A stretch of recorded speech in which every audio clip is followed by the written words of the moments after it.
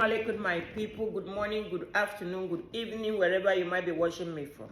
You can see my conversation this morning with Mr. Elias Opara. My conversation this morning, Elias Opara sent me this video. And I don't know if the Christians are not listening. You know, the man English might not be that clear, but if you listen to him, he was complaining about the things the Hadith wrote about the prophet. And he was complaining that why would Muslims start writing about the intimate life of the prophet? He married those so women, he sleep with so women, he do this. Why would his intimate life be discussing?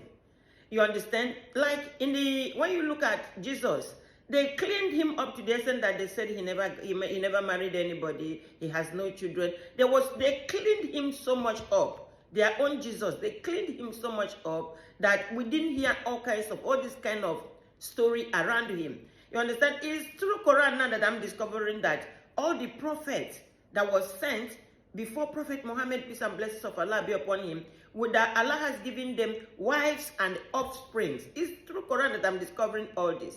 You understand? But this man that you are listening to now, he's complaining. I don't think Elias Opara understood what the man was saying. The man is getting angry that the people went and wrote a lot of intimate things about the prophet, which they are not supposed to do. Why would they focus on how he married wife, how he sleep with women, how many women, this, that? It's all about women. So I would like you to listen a little bit of this. 72. We're still on page 72 over here. Page 72. We haven't even reached page 100. And it just gets worse. This is volume 1. Volume 1 from Sahih al-Bukhari. As we are going through these books, you will see that the level of intellect and integrity and dignity and respect that the author has when speaking to his people regarding his own prophet is very low.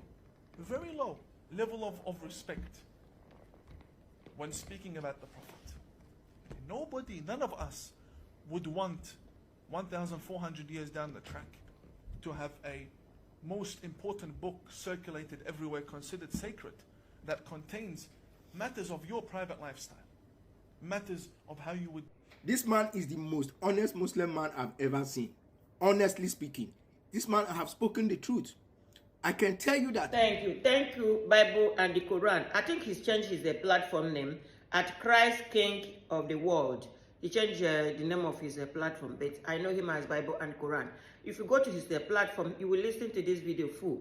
For people like Elias Opara to be sending me this today, Elias Opara, you don't listen. You see, I create content, and somebody like Bible and Quran also they create content, and we do content creating, we listen very carefully. Even if your English is not clear, we listen to understand where you're coming from. This imam that you sent me this morning is complaining about the book that you, Elias Opara, has chosen to identify Islam with. You see, each time you come to my platform, I say to you, please, can you go and get Quran? Because if you had you've gotten Quran, you will have known something. You understand? But you refuse that you will not get Quran. You refuse that you will always come to my platform to quote hadith. The video you sent me this morning, this imam is complaining that why would Muslims go and went deep into the private life of the prophet, which we never seen with every other, with Jesus. We never see it with Jesus.